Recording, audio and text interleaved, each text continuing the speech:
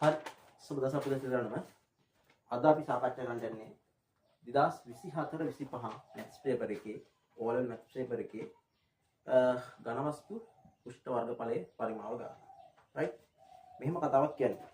Right හැමදාම වගේ ආපු ගානක් ඒ කියන්නේ ගාන ව්‍යුහය ඝන වස්තු දෙක සම්බන්ධ කරලා මොකක් හරි සම්බන්ධයක් බව පෙන්වන්න තියෙනවා. ඉතින් පස්සේ ඒක ලඝු වගු භාවිතා කරලා හදන්න තියෙනවා.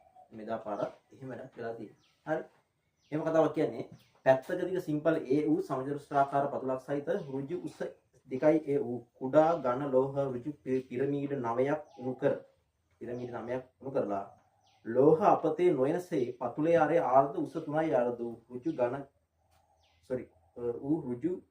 ඝන වෘත්ත සිලින්ඩර් එකක් සාදනවා. පිරමීඩ 9ක් උණු කරලා එක සිලින්ඩර් එකක් හදනවා. පිරමීඩයේ සමචතුරස්‍ර පතුල පැත්තක දිග A උස 2යි. ඒ වගේ පිරමීඩ 9ක්. සිලින්ඩර් එකක් ගත්තොත් හදන සිලින්ඩරේ පතුලේ ආරේ R උස 3යි R. H සමාන 3යි R.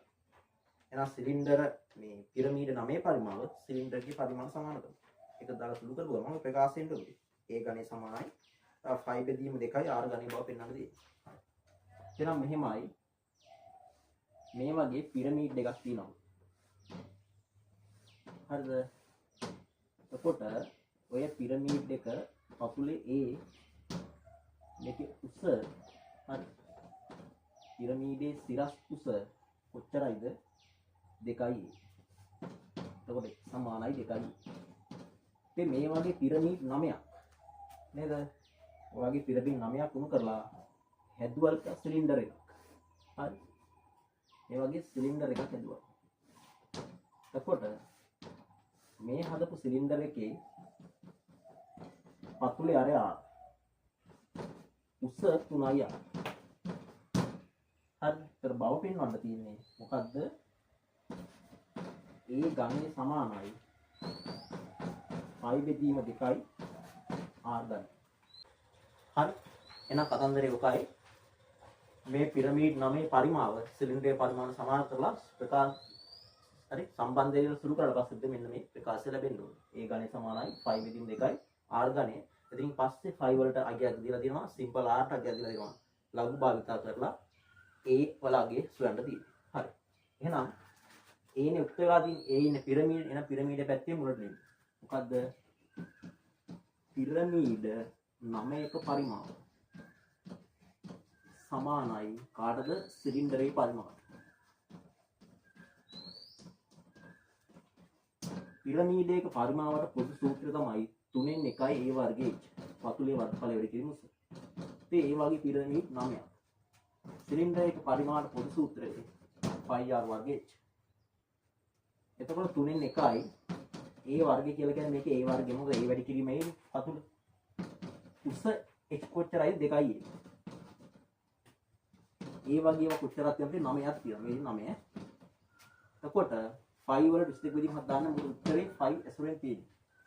5 සිලින්ඩරේ අරය R උස කොච්චරයි 3යි R.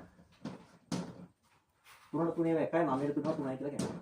3 අරක් දෙක 6යි A වර්ගයේ A ගෙන් උනොත් A ගන්න. 6යි A ගණේ සමානයි. මෙතන මොකක්ද දෙන්නේ? 3යි 5යි R ගණේ. උතේ දෙපැත්තම අපි 6ෙන් බෙදමු. මේ 6ට මේ 6 කැපිලා යනවා. එතකොට ප්‍රකාශයක් ලැබෙනවා A ගණේ සමානයි. 5 3ට 3 1යි 6ට 3 2යි කියලා කැපිලා. 5 බෙදීම 2යි R ගණේ. එහෙනම් මේක තමයි අපිට ගන්න සම්බන්ධ. හරි. ප්‍රකාශය ලැබුණා. right. ඕකේ R වලට වැලියු එකක් දීලා තියෙනවා 1.7යි 2යි 5යි කියලා. 5 වලගේ 3.14යි. ඔකට ආදේශ කරලා A හොයන්න තියෙන්නේ. හරි. ඉස්සරම A ගණය හොයලා ආසන්න අගයක් අරගෙන පැත්තක දිග A හොයන්න තියෙන්නේ. right. ඔයාලා වීඩියෝ නතර කරලා වැඩිම කරගෙන යන්න. අපිට ආව ප්‍රකාශය තමයි මොකද්ද? A ගණය සමානයි 5 බෙදීම 2යි R. 5 වලගේ ගණඩලු 3.1යි කියනවා.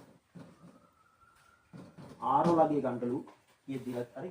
R වලගේ ගණඩලු 1.7යි 2යි 5යි කියනවා. එයායි ගන්න. ඒක බෙදීම් පුතේ කීයද? දෙපැත්තටම ලඝු පදේ දාන්න. ලඝු 10 පාදේ ගන්න. 3.1 4 ගුණ කිරීම 1.725යි එයාගේ ඝනය එයා බෙදීම 2යි.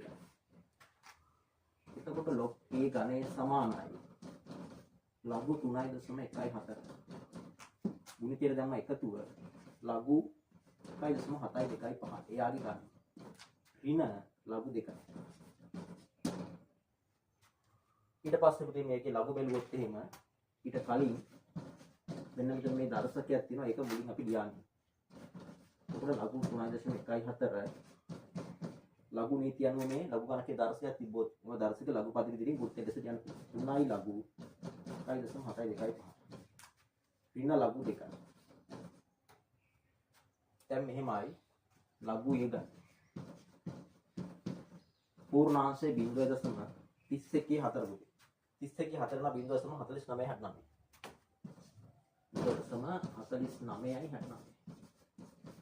එතන 3 ගුණ කිරීම 0.17 2 5 කියලා කියන්නේ 0.2368. ලඝු 2 යගේ 0.30යි 10යි. හරි 0.30යි 10යි. මේක තුනෙන් ගුණ කළා ඉඳ මුලින්මනේ.